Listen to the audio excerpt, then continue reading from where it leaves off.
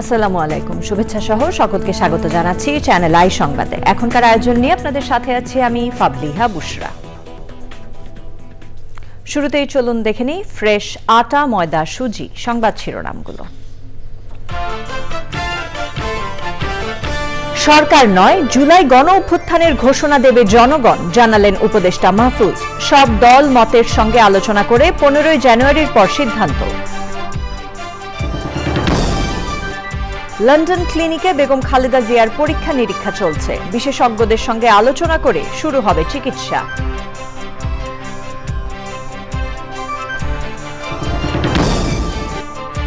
জুলাই বিপ্লব যেন নৈরাজ্যে শেষ না হয় সতর্ক করল ইইউ। রাজনৈতিক অনিশ্চয়তা নিয়ে সজাগ থাকতে বললেন ইআইবির ভাইস প্রেসিডেন্ট।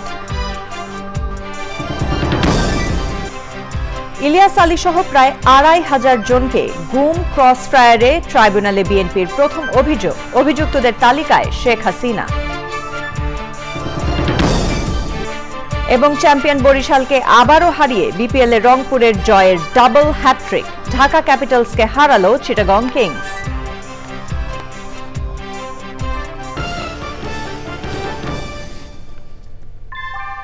আমরা তৈরি করি বিশ্বমানের জার্মান প্রযুক্তির ভূমিকম্প সহনশীল থার্মেক্স রড, যা আপনার স্থাপনাকে নিরাপদ রাখে প্রজন্ম থেকে প্রজন্ম। সালাম still, most durable still.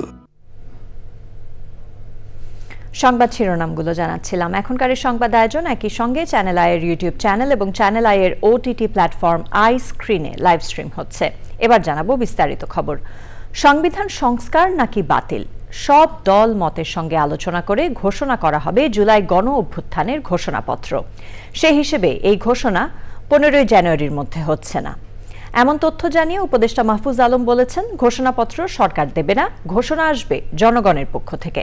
Mostafa মল্লিকের রিপোর্ট। রাজধানীর ফরেন সার্ভিস একাডেমিতে প্রধান উপদেষ্টার প্রেস উইংয়ের নিয়মিত সংবাদ সম্মেলন। অন্তর্বর্তী সরকারের উপদেষ্টা মাহফুজুল আলম শুরুতেই জুলাই গণ অভ্যুত্থানের ঘোষণাপত্র নিয়ে কথা বলেন। শুধুমাত্র রাজনৈতিক নয়, বরং গণ অভ্যুত্থানের যতগুলো পক্ষ আছে, সরকার আগামী সপ্তাহের মধ্যে এই ডকুমেন্টটির ব্যাপারে সিদ্ধান্তটি জানাবে। এই ঐকমত্যের জায়গাতে যদি আমরা পৌঁছাতে পারি, সংবিধানের ব্যাপারে সংবিধানকে কি করব, আমরা কি করতে চাচ্ছি, এটা প্রস্তাবনা আছে শিক্ষার্থীদের দিক থেকে, অন্যান্য রাজনৈতিক দল থেকে হয়তো এটা বিরোধিতা আছে। এইটা যেহেতু কন্টেনশাস পয়েন্ট, যেসব বিষয়ে কন্টেনশাস পয়েন্ট আছে সেসব বিষয়গুলো আমরা আলোচনা করে আমরা এটাকে লিপিবদ্ধ করব। সাংবাদিকরা উপদেষ্টার কাছে জানতে চান, জাতীয় এবং স্থানীয় নির্বাচন নিয়ে সরকারের যে পরিকল্পনা তা সবার কাছে স্পষ্ট কিনা। এটা একটা প্রস্তাবনা আকারে স্যার বলেছেন যে লোকাল গভর্নমেন্ট ইলেকশন যদি হয় তাহলে যেটা হবে যে নাগরিকদের এই সেবা প্রাপ্তির সুযোগ তৈরি হবে। ওই সংস্কার যদি মধ্যমেয়াদী হয়, দীর্ঘমেয়াদী হয়, স্বল্প মেয়াদী হয়, বা কি ধরনের সংস্কার, এটা যদি ঠিক হয়, ওই সংস্কারের মেয়াদ অথবা পরিধির ভিত্তিতে আমি মনে করি নির্বাচনের ডেট ঠিক হবে। প্রধান উপদেষ্টার প্রেস সচিব বলেন, আগামী মাসের মধ্যেই শিক্ষা প্রতিষ্ঠানে শতভাগ বই পৌঁছে যাবে। ক্যাবিনেটে বলা হয়েছে যে পাঠ্যপুস্তক আগামী মাসের মধ্যে সবাই হাতে পাবেন, সবার হাতে। পিডিএফটা সবার কাছেই আছে। হোপফুলি আমরা যে সমস্যাগুলো এবার ফেস করলাম স্ট্রাকচার, সেগুলো নিয়ে তো ইন্টেনসিভলি আমরা কাজ করছি। এটা ভবিষ্যতে ইনশাআল্লাহ এটা ফেস হবে না। সংবাদ সম্মেলনে জানানো হয়, মাজার, কাওয়ালি বা সুফি সমাবেশে কোনো ধরনের হামলা হলে মেনে নেবে না সরকার। 5ই আগস্টের পর মাজার বা এই ধরনের সমাবেশে হামলার ঘটনায় ক্ষতিগ্রস্তদের মামলা করার পরামর্শ দেওয়া হয়েছে প্রধান উপদেষ্টার প্রেস উইংয়ের পক্ষ থেকে। Mostafa Mallik, channel I, Dhaka. London ক্লিনিকে সাবেক প্রধানমন্ত্রী ও বিএনপি চেয়ারপারসন বেগম খালেদা জিয়ার শারীরিক পরীক্ষা নিরীক্ষা চলছে। বাংলাদেশের চিকিৎসকদের সঙ্গে ওই হাসপাতালের বিশেষজ্ঞ চিকিৎসকরা আলোচনা করেই বেগম জিয়ার চিকিৎসা শুরু করবেন। বেগম জিয়ার চিকিৎসক AZM জাহিদ হোসেন লন্ডন থেকে জানিয়েছেন, পরীক্ষা নিরীক্ষা শেষে বেগম জিয়া তার ছেলে তারেক রহমানের বাসায় থাকবেন। রাহুল রায়ের রিপোর্ট।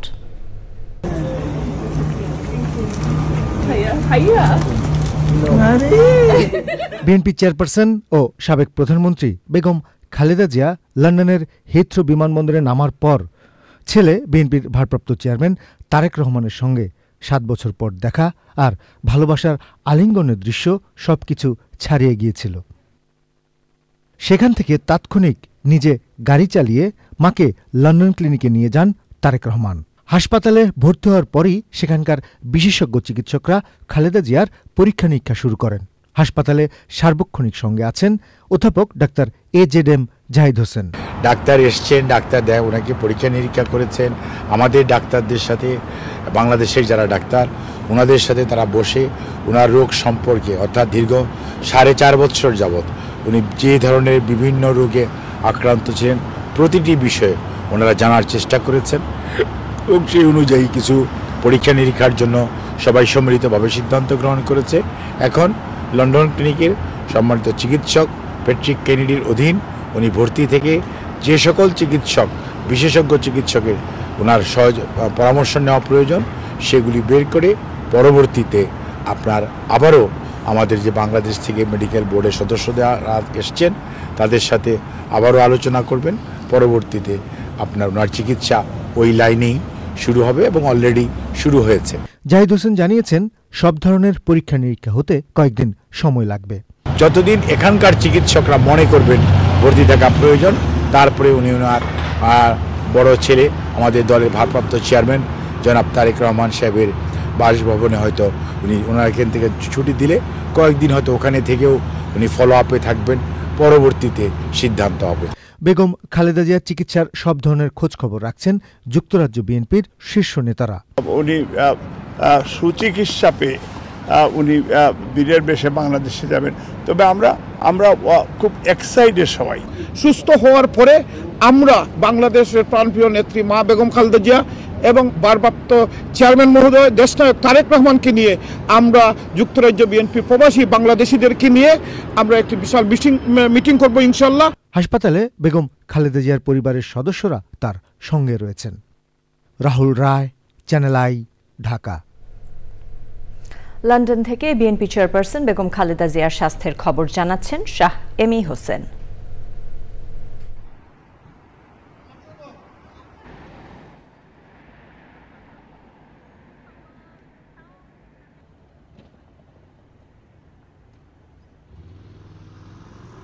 আমি যেখানে দাঁড়িয়ে আছি ঠিক আমার এই পেছনে দি ক্লিনিক, লন্ডনের এই দি ক্লিনিকে গতকাল 11:30টার সময় ভর্তি হয়েছেন খালেদা জিয়া।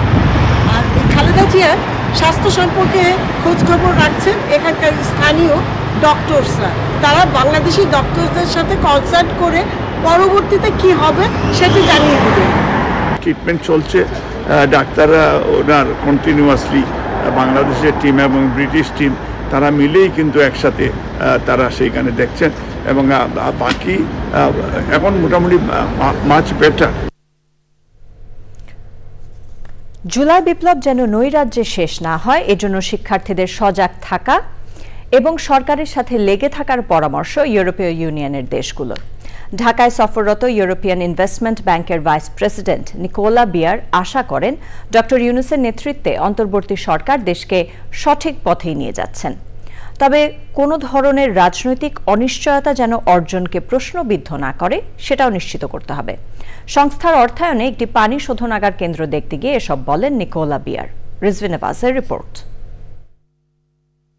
3 দিনের বাংলাদেশ সফরে এরই মধ্যে প্রধান উপদেষ্টা ডক্টর মোহাম্মদ ইউনূস সহ উপদেষ্টা পরিষদের সদস্য বাংলাদেশ ব্যাংকের গভর্নরের সঙ্গে বৈঠক করেছেন ইউরোপিয়ান ইনভেস্টমেন্ট ব্যাংকের ভাইস প্রেসিডেন্ট নিকোলা বিয়ার।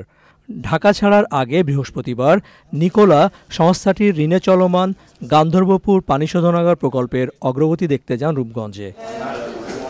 ওয়াসার Dhaka environmentally sustainable water supply প্রজেক্টের আওতায় গান্ধরপুর পানি শোধনাগারে 10 কোটি ইউরোর সমান প্রায় 1700 কোটি টাকা বিনিয়োগ করেছে ইউরোপিয়ান ইনভেস্টমেন্ট ব্যাংক ইআইবি। এবছরই শেষ হবে প্রকল্প। বারিধারা, তারপরে নতুন বাজার, এই সমস্ত এলাকাতে পানির মাঝে মাঝে স্কারসিটি দেখা দেয়, কিন্তু আমরা যদি এই জায়গা থেকে এই যে 500 ml পানি যদি এখান থেকে আমরা ইনজেক্ট করতে পারি ঢাকাতে, তাহলে আমাদের এই পানির এই সমস্যাটা থাকবে না। প্রকল্পের অগ্রগতিতে সন্তুষ্ট EU. I'm very proud that we can support this very important water project, especially because it serves the people. It will serve a third of Dhaka population, so 6 million inhabitants will have best quality drinking water. প্রধান উপদেষ্টা সহ সরকারের গুরুত্বপূর্ণ বৈঠকগুলোতে কি আলোচনা হয়েছে জানান তিনি। I'm very sure that the reforms are going in the right direction. I think this is a crucial moment for Bangladesh citizens to have this footprint of change. How this will is really changing, it's reforming in a structured way is very important that it can last. Because if not, it will end up in chaos. I think this is the most important Dr. Yunus and its interim government can deliver to the people, that they kickstart and development which will not be reversed with any other development in the political system. 6টি প্রকল্পে প্রায় 1 billion euro ঋণ আছে বহুজাতিক সংস্থাটির। শিগগিরই এটা দ্বিগুণ করার পরিকল্পনা তাদের। মেঘনা দূষিত পানি পরিশোধনের পর প্রায় 40 কিলোমিটার পাড়ি দিয়ে এই পানি পৌঁছে যাবে আপনার আমার বাসায়। ঢাকা ওয়াসার বহু কষ্টের এই পানি যেন আমরা একদমই অপচয় না করি। রিজভিন আওয়াজ, চ্যানেল আই, গান্ধরপুর পানি শোধনাগার, নারায়ণগঞ্জ, ঢাকা। রাজধানীর বকশীবাজারে আলিয়া মাদ্রাসা মাঠের অস্থায়ী বিশেষ আদালত আগুনে পুড়ে যাওয়ায় পিলখানা হত্যাকাণ্ডের বিস্ফোরক মামলার জামিন শুনানি হয়নি। রাষ্ট্রপক্ষের আইনজীবী বলেছেন, বিচার কাজ পরিচালনার মতো প্রেক্ষাপট নেই। পরবর্তী জামিন শুনানি 19 জানুয়ারি। তবে কোথায় শুনানি হবে তা এখনো নির্ধারণ হয়নি। অগ্নিকাণ্ডের ঘটনাকে নাটকীয়তা বলে মন্তব্য করেছেন আসামি পক্ষের আইনজীবী। শাকের আদনানের রিপোর্ট।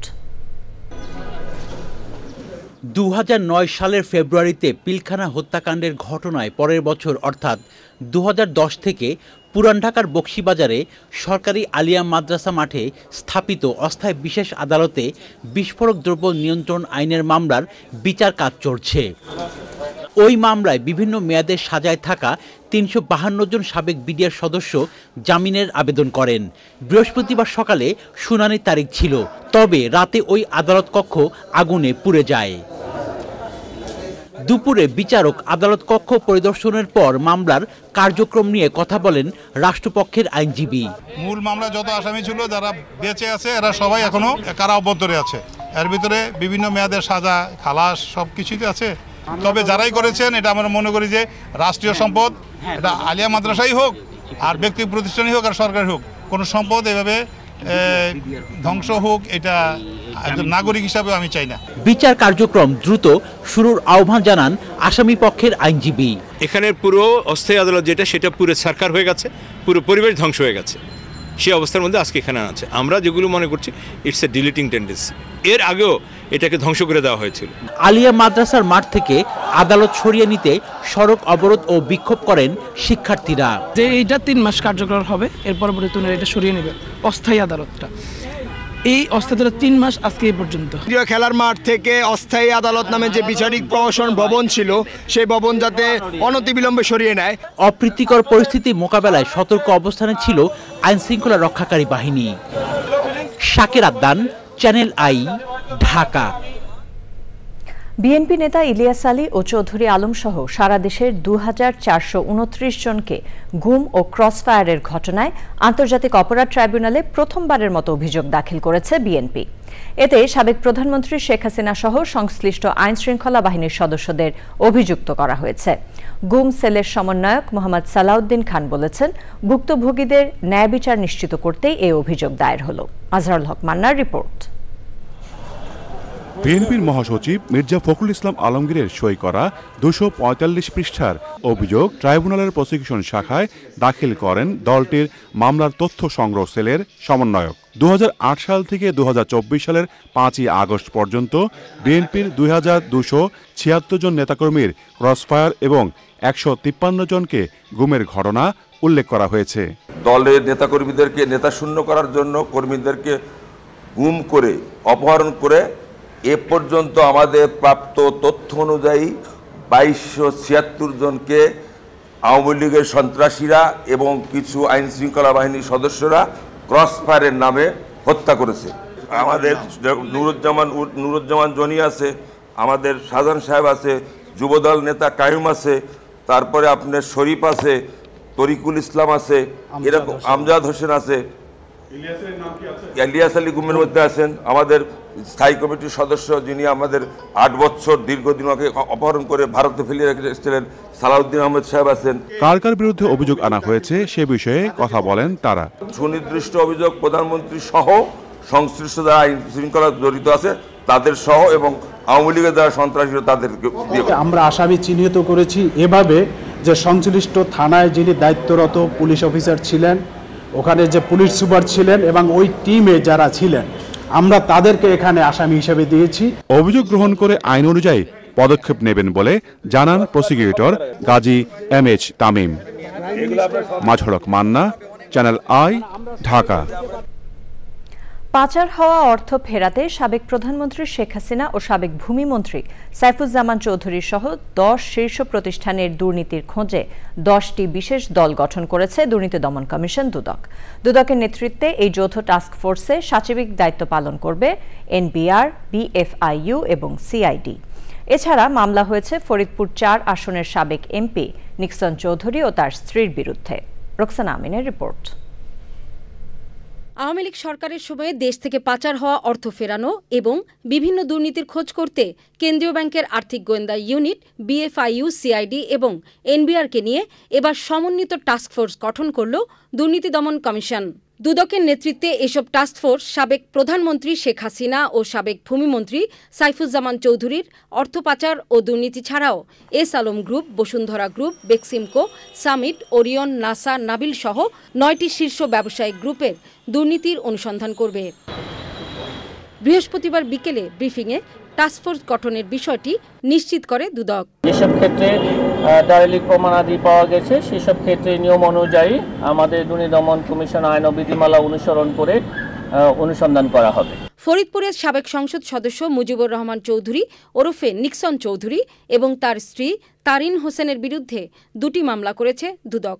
একই সাথে মামলা হয়েছে নরসিংদী 2 আসনের সাবেক MP আনোয়ারুল আশরাফ খান ও তার স্ত্রীর বিরুদ্ধে। নিক্সন চৌধুরী সাবেক সংসদ সদস্য, ফরিদপুর 4, ক্ষমতার অপব্যবহার করে বিভিন্ন অনিয়ম ও দুর্নীতির মাধ্যমে মানি লন্ডারিং সংক্রান্ত অপরাধের দায়ে একটি মামলা রুজু করা হয়েছে এবং দেশের বাইরে যদি আরও স্থাবর অস্থাবর সম্পদ পাওয়া যায় তাহলে এবং আরও কারো সংশ্লিষ্টতা যদি পাওয়া যায় তাহলে এই মামলার সাথে সেগুলো অন্তর্ভুক্ত হবে। সাবেক মন্ত্রী এমপিদের অস্বাভাবিক ব্যাংক লেনদেনের বিষয়ে ব্যাংক কর্মকর্তাদেরও আইনের আওতায় আনা হবে বলে জানিয়েছে দুদক। রোকসানা আমিন, চ্যানেল আই, ঢাকা। 43তম BCS এ বাদ পড়া 227 জনের বেশিরভাগের নামেরই প্রজ্ঞাপন জারি হবে বলে জানিয়েছেন জনপ্রশাসন সচিব মোখলেসুর রহমান। 2-1 দিনের মধ্যে এ বিষয়ে পুনঃ তদন্ত শেষ হবে বলে জানান তিনি। এবারের বাজেটে সরকারি চাকরিজীবীদের জন্য মহার্ঘ ভাতা বরাদ্দ থাকবে বলে সাংবাদিকদের প্রশ্নের জবাবে জানান জনপ্রশাসন সচিব। আগে মহার্ঘ ভাতা পেনশনাররা পেতেন, এবার পেনশনাররা মহার্ঘ ভাতা পাবে এবং একটা রিজনেবল পাবে এবং পরের বছর যখন তার ইনক্রিমেন্টের সময় আসবে এই মহার্ঘ ভাতাটা তার বেসিকের সাথে যোগ হবে। সফররত তুরস্কের বাণিজ্য মন্ত্রীর সাথে বাণিজ্য উপদেষ্টার বৈঠক শেষে উপদেষ্টা জানান বাংলাদেশে সামরিক সরঞ্জাম রপ্তানি করতে চায় তুরস্ক। বাংলাদেশও তুরস্কের অস্ত্র কিনতে আগ্রহী বলে জানান তিনি। আসন্ন রমজান মাসে খাদ্যপণ্যের ঘাটতি হবে না বলেও জানান বাণিজ্য উপদেষ্টা। রফিকুল বাশারের রিপোর্ট। অন্তর্বর্তী সরকারের প্রতি সংহতি জানাতে এবং বাণিজ্য সহায়তা বাড়াতে বাংলাদেশ সফরে এসেছেন তুরস্কের বাণিজ্য মন্ত্রী ওমর বোলাট, সঙ্গে ব্যবসায়ী সহ উচ্চ পর্যায়ের একটি প্রতিনিধি দল। বাণিজ্য উপদেষ্টার সাথে বৈঠকে জ্বালানি, স্বাস্থ্য, পোশাক, ঔষধ সহ বিভিন্ন খাতে বিনিয়োগে আগ্রহ দেখিয়েছে তুরস্ক। বাংলাদেশে সামরিক সরঞ্জাম রপ্তানির আগ্রহের কথাও জানিয়েছে দেশটি। বৈঠক শেষে সাংবাদিকদের সাথে কথা বলেন বাণিজ্য উপদেষ্টা। টার্কি এবং বাংলাদেশের যৌথ যদি আপনারা জনসংখ্যা দেখেন প্রায় 25 থেকে 27 কোটির মতো। সো এই জনসংখ্যার ভিত্তিতে এই ট্রেডটা আমরা মনে করি না যথেষ্ট। মিলিটারি ডিপার্টমেন্টই তারা অ্যাপ্রোপ্রিয়েটলি আলোচনা করতে পারে। আমরা বাণিজ্যিক ভাবে দেখছি। স্পেসিফিক এই প্রপোজালগুলো সবই জয়েন্ট ইকোনমিক কমিশনেই। আসন্ন রমজান মাসে খাদ্য ঘাটতি হবে না বলেও সাংবাদিকদের প্রশ্নের উত্তরে জানান উপদেষ্টা। রমজান কেন্দ্রিক আমাদের যদি যে প্রস্তুতির কথা বলেন, আমরা খাদ্য মন্ত্রণালয়ের নিয়ন্ত্রণাধীন ভাবে কয়েক লক্ষ টন চাল সরাসরি আমদানি হচ্ছে। বার্মা থেকে হচ্ছে, পাকিস্তান থেকে হচ্ছে, ভারত থেকে হচ্ছে। 1 কোটি থেকে কমিয়ে টিসিবির কার্ড 43 লাখ করা হয়েছে। একই পরিবারে একাধিক কার্ড থাকায় সেগুলো বাদ দেওয়ার কারণেই এই সংখ্যা কমেছে বলে জানান বাণিজ্য উপদেষ্টা। Rafiqul Basha, channel I, Dhaka. প্রধান নির্বাচন কমিশনার AMM নাসির উদ্দিন বলেছেন, কমিশনের লক্ষ্য একটাই, সুষ্ঠু, সুন্দর, গ্রহণযোগ্য নির্বাচন দেয়া। এ নিয়ে তাদের মধ্যে কোনো দ্বিধা নেই। মৌলভীবাজারে নির্বাচন প্রক্রিয়ায় আইসিটি ব্যবহারে নির্বাচন কমিশন সচিবালয়ের সক্ষমতা বৃদ্ধি প্রকল্প আয়োজিত ভোটার নিবন্ধন প্রক্রিয়া চ্যালেঞ্জ এবং চ্যালেঞ্জ উত্তরণের উপায় বিষয়ে কর্মশালা উদ্বোধন অনুষ্ঠানে তিনি বলেন, কোনো দল, গোষ্ঠী বা ব্যক্তিকে সহযোগিতা করার জন্য তারা মাঠে নামেননি। সিলেটের আঞ্চলিক নির্বাচন কর্মকর্তা মোহাম্মদ নুরুল আলমের সভাপতিত্বে সভায় ছিলেন নির্বাচন কমিশন সচিবালয়ের যুগ্ম সচিব মোহাম্মদ মঈন উদ্দিন খান, জেলা প্রশাসক মোহাম্মদ ইসরাইল হোসেন ও জেলা কর্মকর্তা নাসির উদ্দিন পাটোয়ারি সহ অনেকে।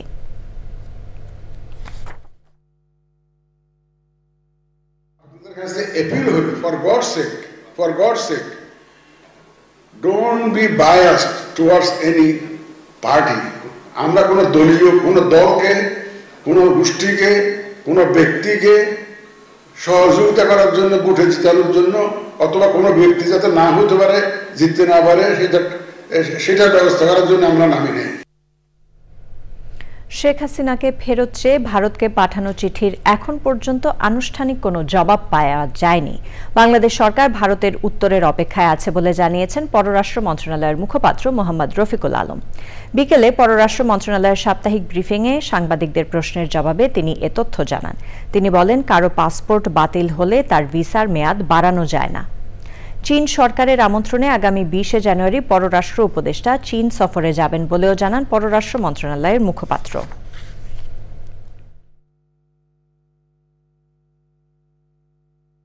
সাবেক প্রধানমন্ত্রীকে ফেরত চাওয়ার সাথে ভারতে তার স্ট্যাটাসের কোনো সম্পর্ক নাই। বাংলাদেশের নাগরিক হিসেবে আমরা বাংলাদেশের একজন নাগরিককে ফেরত চেয়েছি। এখানে ইন্ডিয়াতে উনি কোন স্ট্যাটাসে আছেন সেটা আমার জন্য বিবেচ্য কেন হবে? আমাদের অনুরোধ জানিয়েছি, আমরা ফেরত চেয়েছি, আমরা ভারতের উত্তরের জন্য অপেক্ষা করব। বিএনপির স্থায়ী কমিটির সদস্য ডক্টর আব্দুল মঈন খান বলেছেন, দেশ রাজনৈতিক ও সামাজিকভাবে কঠিন সময়ের মধ্য দিয়ে যাচ্ছে। এই কঠিন সময়ে মানুষের পাশে দাঁড়ানো হচ্ছে সবচেয়ে বড় কথা। বিকেলে নরসিংদীর ভগীরথপুরে মেহেরপাড়া ইউনিয়ন বিএনপির শীত বস্ত্র বিতরণ অনুষ্ঠানে প্রধান অতিথির বক্তব্যে তিনি এসব কথা বলেন। মেহেরপাড়া ইউনিয়ন বিএনপির সভাপতি আব্দুর রশিদ মিয়ার সভাপতিত্বে অনুষ্ঠানে বিএনপির স্থানীয় নেতারা উপস্থিত ছিলেন।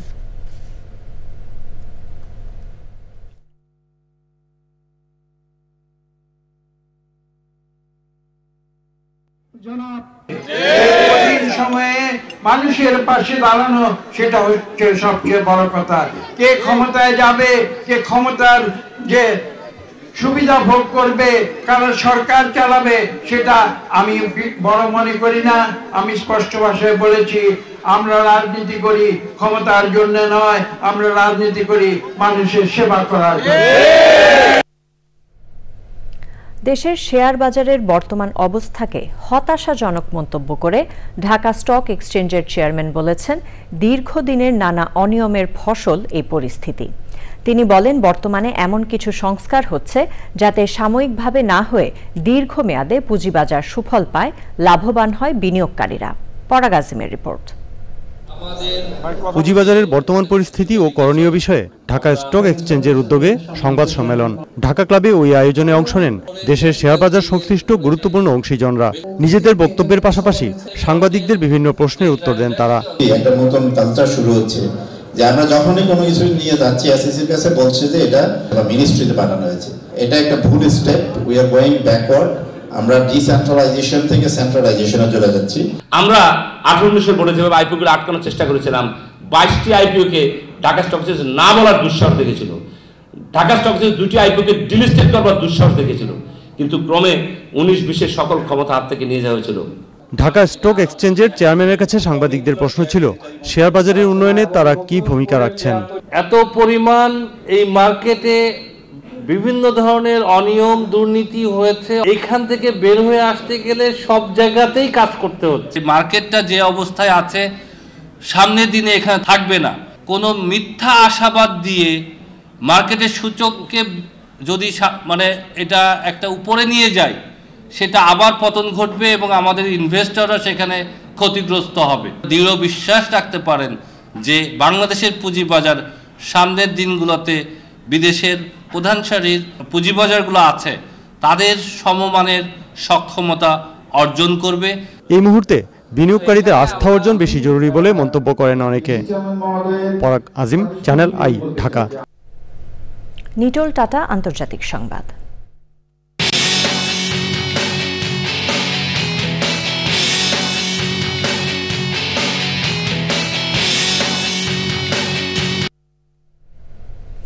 যুক্তরাষ্ট্রের ক্যালিফোর্নিয়ার লস অ্যাঞ্জেলেসে ভয়াবহ দাবানলে 5 জনের মৃত্যু হয়েছে।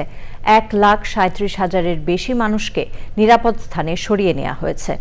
পুড়ে গেছে 2,000-এর বেশি অবকাঠামো। লস অ্যাঞ্জেলেসের ফায়ার সার্ভিস জানিয়েছে প্যাসিফিক প্যালিসেডেস এলাকায় আগুনের তীব্রতা সবচেয়ে বেশি।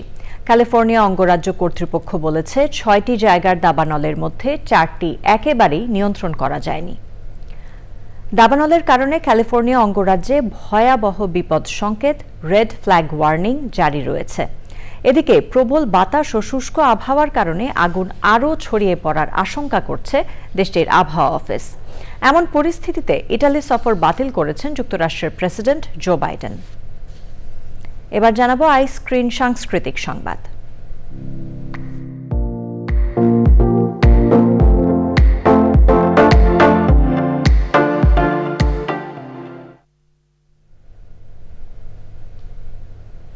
আগামী 11 জানুয়ারি থেকে শুরু হচ্ছে 23তম ঢাকা আন্তর্জাতিক চলচ্চিত্র উৎসব।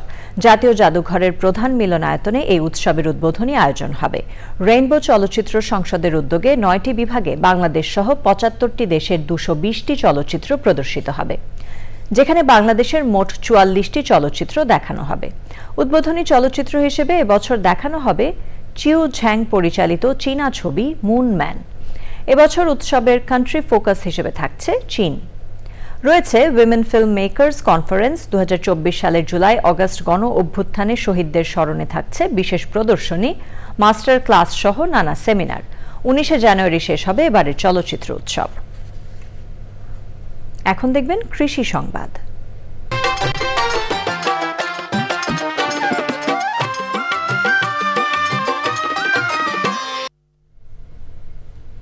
নওগাঁ জেলার মহাদেবপুর উপজেলার খাজুর ইউনিয়নে পূর্ব শত্রুতার জের ধরে একটি বাগানের 300 ফলন্ত মাল্টা গাছ কেটে ফেলা হয়েছে। এতে আর্থিক ক্ষতির মুখে পড়েছেন এক তরুণ কৃষি উদ্যোক্তা। অভিযোগ করলে আইনগত ব্যবস্থা নেওয়া হবে বলে জানিয়েছে পুলিশ। ইমরুল কায়েসের তথ্যে আল মুকসিদের রিপোর্ট। নওগাঁয় পারিবারিক কলহের জেরে ভাতিজার প্রায় 300টি মাল্টা গাছ কেটে ফেলেছেন বলে অভিযোগ উঠেছে চাচা মোতালেব হোসেনের বিরুদ্ধে। দীর্ঘ 4 বছর কঠোর পরিশ্রমে গড়া বাগানে মুহূর্তেই ধ্বংস হয়ে যাওয়ায় অসহায় বাগান মালিক কাউসার আহমেদ। সে আমাকে হুট করে কিছুদিন আগে বলছে তোর টাকা তো ফেরত দেবো, তোর গাছগুলো তুলে নে। আমি করছি কেবল তো গাছ আমি তৈরি করলাম, কেবল মুকুল আসিচ্ছাম, এই সময় আমি গাছ কিভাবে কাটবো? অন্তত আপনি আমাকে ভাদর মাস পর্যন্ত টাইম দেন, মানে ভাদর মাসে তো হারভেস্ট হয়। সে সময় না দিয়ে কালকের আগের দিন ভোর রাতে আমার গাছগুলো এভাবে কেটে ধ্বংস করে। এই ঘটনায় এলাকায় চাঞ্চল্য সৃষ্টি হয়েছে। অভিযুক্ত চাচার দৃষ্টান্তমূলক শাস্তির দাবি স্থানীয়দের। এটা অমানবিক, এটা কোনো ক্রমেই মেনে নেওয়ার মতো নয়। এটা আমাদের জাতীয় সম্পদের অপচয়। এরা ঘৃণালির পাত্র, এরা পরিবেশ নষ্টকারী। সেক্ষেত্রে এদের চিহ্নিত করে এদের অন্তত সঠিক একটা বিচারের আওতায় আনা হোক। যে এটা করছে আসলে তার মানে উপযুক্ত শাস্তি হওয়া দরকার। গাছগুলো কেটে ফেলার কথা স্বীকার করেছেন চাচা মোতালেব হোসেন। বাগানতে আমার ভ্যাসটা নষ্ট হয়ে যাচ্ছে, ওখানে যায় ওই নেশা মদ সবকিছু করে লসের মধ্যে আছে। লস হলে তো আমাদেরই হবে, আমাদেরই চল। লাস্টে সব ভাইরা মিলি আমাকে সিদ্ধান্ত দিচ্ছে, তখন আমি একাই যাই কাজটা খাচ্ছি। যেখানে কৃষি উদ্যোক্তা সৃষ্টির মাধ্যমে অর্থনৈতিকভাবে এগিয়ে যাওয়ার সুযোগ সৃষ্টিতে উৎসাহিত করছে সরকার, সেখানে একটি বাগান কেটে ফেলা কোনোভাবেই কাম্য নয় বলে মনে করেন সচেতন মহল। আল মুকসিদ, চ্যানেল আই। এবার রয়েছে প্রকৃতি সংবাদ।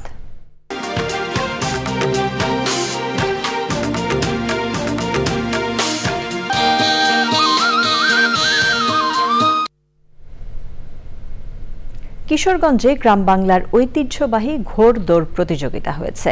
বিভিন্ন অঞ্চলের 40টি দৌড়ের ঘোড়া নিয়ে এ প্রতিযোগিতা হয়। প্রতিযোগিতা দেখতে বিভিন্ন বয়সের হাজারো মানুষের ঢল নামে। কিশোরগঞ্জ প্রতিনিধি এস কে রাসেলের তথ্যে আফরোজা হাসির রিপোর্ট। কিশোরগঞ্জ সদর উপজেলার বিন্নাটি ইউনিয়ন পরিষদের সামনের বিস্তীর্ণ ফসলের মাঠে শত বছরের ঐতিহ্যবাহী ঘোড়দৌড় প্রতিযোগিতা। উৎসবের আমেজে জেগে ওঠে পুরো এলাকা। প্রতিযোগিতায় 3 ক্যাটাগরিতে 40টি দৌড়ের ঘোড়া অংশ নেয়। বৃদ্ধ থেকে শিশু পর্যন্ত সবাই আসছে ঘোড়া দৌড় দেখার জন্য। উৎসব মুখর একটা দিন আজকে মনে হচ্ছে। যদি নিয়মিত হয় তাহলে আমরা গেম থেকে মুক্তি পাবো। যদি এই খেলাগুলো আবার আগের মতো ধারাবাহিকভাবে আয়োজন করা হয় বা দেখা হয়, তাহলে আমরা যে যুবক আছে, যুব সমাজ, তারা অনেকটা মুক্তি মিলবে আমরা আশা করি। বড় বড় ঘোড়া দেখতে এসেছি, আমার অনেক ভালো লাগছে। মানে আবার নতুন করে যেহেতু আরম্ভ করছে, তো এটা স্বাগত জানাই আমরা। পুরস্কার জন্য না, এটা তো পুরস্কার জন্য খেলা আমাদের লস, খেলা নেশা একটা। 6 বছরের কালে দিয়ে ঘোড়া চালাইতে শিখাইছি অনেক। এরকম খেলা আয়োজন করলে আমাদের গ্রাম বাংলার ঐতিহ্য আবার ফিরে আসবে। এমন আয়োজন মোবাইল গেমের আসক্তি কমিয়ে তরুণ প্রজন্মকে মাঠমুখী করবে বলে প্রত্যাশা সংশ্লিষ্টদের। আমাদের এখানে 3টা স্তর আমরা করেছি। প্রথম বড় ঘোড়া, এটা হলো আপনার বড়, পরে মাঝারি এবং ছোট। যুব সমাজের উদ্যোগে আমরা এই প্রতিযোগিতাটা আমরা সফলভাবে সুন্দরভাবে করতে পারি। গ্রাম বাংলার ঐতিহ্যবাহী ঘোড়দৌড় প্রতিযোগিতা প্রতি বছরই করার আশা করছে আয়োজক কমিটি। আফরোজা হাসি, প্রকৃতি ও জীবন ডেস্ক, চ্যানেল আই। চট্টগ্রাম আদালতের হত্যা, মাদক চোরাচালান ও বিস্ফোরণ সহ বিভিন্ন মামলার 1911টি নথি বা কেস ডকেট গায়েবের ঘটনায় একজনকে আটক করেছে পুলিশ। সে সময় বিভিন্ন মামলার 9 বস্তা নথি উদ্ধার করা হয়। কোতোয়ালি থানার ওসি জানান, আদালতের সিসিটিভি ফুটেজ দেখে পুলিশ রাসেল নামে এক আসামিকে শনাক্ত করে। বুধবার নগরীর বাকলিয়ার বউবাজার এলাকা থেকে তাকে আটকের পর তার স্বীকারোক্তিতে ভোরে পাথরঘাটার একটি ভাঙ্গারির দোকান থেকে 9 বস্তা নথি উদ্ধার করা হয়। নথিগুলো কেজি দরে বিক্রি করা হয়েছিল। এর আগে চট্টগ্রাম আদালতের বিভিন্ন মামলার 1911টি নথির খোঁজ না পাওয়ায় 5ই জানুয়ারি কোতোয়ালি থানায় সাধারণ ডায়েরি করেন চট্টগ্রাম মহানগর দায়রা জজ আদালতের public prosecutor PP Mohammad Mofizul Haque Bhuiyan. জিডিতে লেখা হয়, জায়গা স্বল্পতার কারণে পিপি কার্যালয়ের সামনের বারান্দায় প্লাস্টিকের বস্তায় কেস ডকেটগুলো পলিথিন মুড়িয়ে রাখা হয়েছিল। আদালতের অবকাশকালীন ছুটির সময় অফিস বন্ধ থাকায় 13ই ডিসেম্বর থেকে 31শে ডিসেম্বরের মধ্যে নথিগুলো হারিয়ে যায়। এলাকা হইতে রাসেল নামে একজনকে আমরা আটক করি। তাকে জিজ্ঞাসাবাদে সেই ঘটনার সত্যতা স্বীকার করে এবং তার দেওয়া স্বীকারোক্তি তথ্য মতে কোতোয়ালি থানাধীন পাথরঘাটা সতীশবাবু লেন জনৈক মফিজের ভাঙ্গারির দোকান হইতে আমরা এই হারিয়ে যাওয়া 9 বস্তার ডকুমেন্ট উদ্ধার করতে সক্ষম হই। নির্বাচন দিতে যত দেরি হবে শেখ হাসিনার ষড়যন্ত্র ততই বাড়বে বলে মন্তব্য করেছেন বিএনপির স্থায়ী কমিটির সদস্য অবসরপ্রাপ্ত মেজর হাফিজ উদ্দিন আহমেদ। দুপুরে জাতীয় প্রেস ক্লাবের অডিটোরিয়ামে জাতীয়তাবাদী মুক্তিযোদ্ধা দল আয়োজিত আলোচনা সভায় তিনি এসব কথা বলেন। হাফিজ উদ্দিন বলেন, আমরা অতি দ্রুত নির্বাচন চাই, এখন আর সংস্কারের প্রয়োজন নেই, এখন প্রয়োজন নির্বাচনী ব্যবস্থার সংস্কার। 24-এর গণ অভ্যুত্থানকে একটি মহল 71-এর স্বাধীনতার উপরে স্থান দেওয়ার চেষ্টা করছে বলেও মন্তব্য করেন তিনি।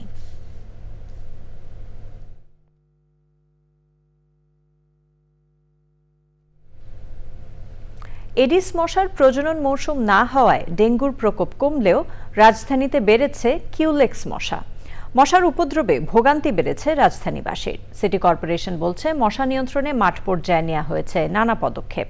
সিটি কর্পোরেশনের সমন্বয়হীনতায় মূলত মশা নিয়ন্ত্রণ হচ্ছে না বলে মত কীট তত্ত্ববিদদের। রিয়াজ ইসলামের রিপোর্ট। মানুষ যখন ডেঙ্গুর বাহক এডিস মশা নিয়ে উদ্বিগ্ন, এমন সময় কিউলেক্স মশার উপদ্রবে অতিষ্ঠ রাজধানীবাসী। মূলত অক্টোবর থেকে এপ্রিল পর্যন্ত কিউলেক্স মশার প্রজনন মৌসুম।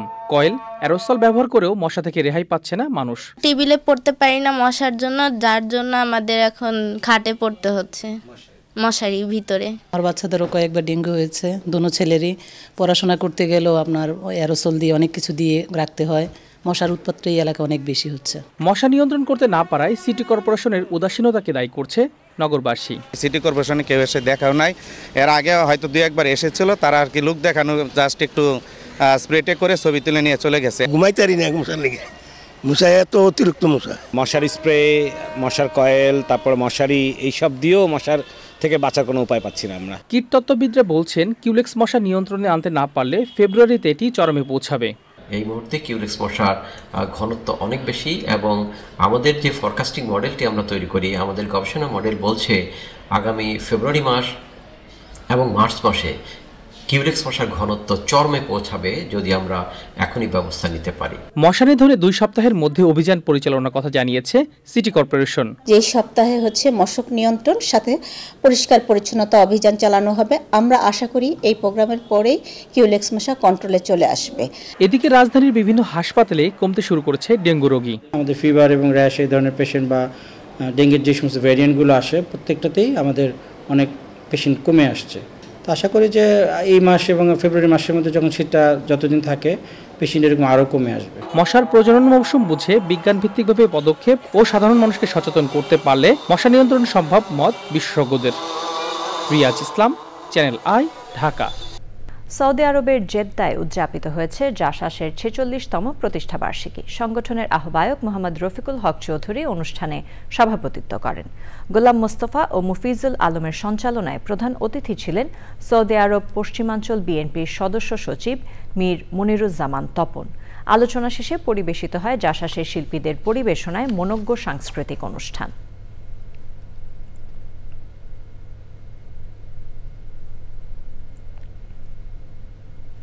গাইবান্ধার সুন্দরগঞ্জ উপজেলার 1490 মিটার দীর্ঘ হরিপুর তিস্তা সেতুর নির্মাণ কাজ প্রায় শেষ পর্যায়ে। মার্চে সেতুটির উদ্বোধনের কথা রয়েছে। সেতুটি চালু হলে কুড়িগ্রাম সহ উত্তরের কয়েক জেলার যোগাযোগ ব্যবস্থার উন্নয়নের পাশাপাশি পাল্টে যাবে নদী পাড়ের মানুষের আর্থসামাজিক অবস্থা। গাইবান্ধা থেকে ফারুক হোসেনের তথ্যে জাকি আক্তারের রিপোর্ট। দীর্ঘ প্রত্যাশার পর গাইবান্ধার সুন্দরগঞ্জ উপজেলার হরিপুরে তিস্তা নদীর উপর নির্মিত হয়েছে জেলার তিস্তা পিসি গার্ডার সেতু। 2014 সালের 26শে জানুয়ারি সেতু নির্মাণের কাজ শুরু হলেও নানা জটিলতার মাঝপথে তা থেমে যায়। 2021 সালে আবারও নির্মাণ কাজ শুরু করে স্থানীয় সরকার প্রকৌশল অধিদপ্তর এলজিইডি। সেতুটির নির্মাণ ব্যয় ধরা হয় 730 কোটি 85 লাখ টাকা। 31টি স্প্যান বিশিষ্ট সেতুটির দৈর্ঘ্য 1490 মিটার। সেতুর উভয় পাশে 3.5 কিলোমিটার এলাকায় স্থায়ীভাবে নদী শাসনের কাজ প্রায় শেষ পর্যায়ে। আমরা ব্রিজটা খুলেই দেওয়ার অপেক্ষায় আছি যে কখন খুলে দিবে। এই চরাঞ্চলের মানুষ তারা তাদের আকাঙ্ক্ষিত এই ব্রিজটি নির্মাণ হওয়াতে তারা অত্যন্ত আনন্দিত। স্থানীয়রা বলছেন সেতুটি খুলে দেওয়া হলে গাইবান্ধার সাথে কুড়িগ্রাম সহ উত্তরের কয়েকটি জেলার যোগাযোগ ব্যবস্থা যেমন উন্নয়ন হবে তেমনি কমে আসবে ঢাকা, চট্টগ্রাম সহ দক্ষিণ জেলাগুলোর সাথে কুড়িগ্রাম লালমনিরহাটের সড়ক পথের দূরত্ব। পাল্টে যাবে নদী পাড়ের মানুষের আর্থসামাজিক অবস্থা। এটা উত্তরবঙ্গের মধ্যে মনে করেন একবারে ভারত থেকে দিনাজপুর লাইনের দিকে সম্পূর্ণ আসবে, এদিকে সুবিধা আছে। গাড়ি টাড়ি এলে মনে করেন সম্পূর্ণ আমাদের এখন একাত্মভাবে চলাচল করা যায়। ব্রিজটার অপেক্ষায় আছে। সেতু নির্মাণ কাজ পরিদর্শন করেছেন স্থানীয় সরকার প্রকৌশল অধিদপ্তরের প্রধান প্রকৌশলী গোপাল কৃষ্ণ দেবনাথ। দ্রুত ব্রিজের কাজ শেষ করতে যাতে জনগণ দ্রুত উপকার পায় এবং এই ব্রিজটা যে উদ্দেশ্যে করা সেই উদ্দেশ্য যেন সাধিত হয়, এটাই আমাদের উদ্দেশ্য। সেতুটি চালু হলে যোগাযোগ ব্যবস্থার উন্নয়ন ও আর্থসামাজিক অবস্থার ব্যাপক পরিবর্তন ঘটবে বলে মনে করেন এলাকাবাসী ও সংশ্লিষ্টরা। Zakia Akter, channel I. এরই সাথে আয়োজনের শেষ পর্যায়ে আমরা, তবে যাবার আগে ফ্রেশ আটা, ময়দা, সুজি সংবাদ শিরোনামগুলো জানিয়ে দিচ্ছি আরও একবার। সরকার 9 জুলাই গণ অভ্যুত্থানের ঘোষণা দেবে জনগণ, জানালেন উপদেষ্টা মাহফুজ। সব দল মতের সঙ্গে আলোচনা করে 15 জানুয়ারির পর সিদ্ধান্ত। লন্ডন ক্লিনিকে বেগম খালেদা জিয়ার পরীক্ষা নিরীক্ষা চলছে। বিশেষজ্ঞদের সঙ্গে আলোচনা করে শুরু হবে চিকিৎসা।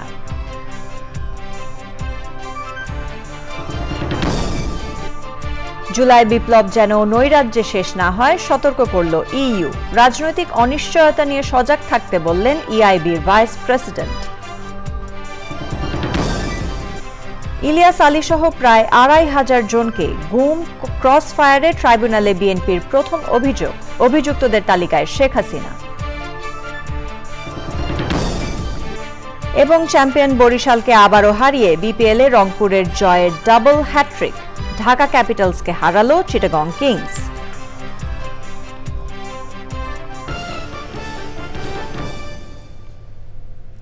চ্যানেল আই এর সর্বশেষ সংবাদ জানতে ভিজিট করুন channelionline.com-এ। যুক্ত থাকুন আমাদের সোশ্যাল মিডিয়া প্ল্যাটফর্মগুলোর সাথে। চ্যানেল আই সংবাদের এখনকার আয়োজন এ পর্যন্তই। এতক্ষণ আমাদের সাথে থাকার জন্য ধন্যবাদ সবাইকে।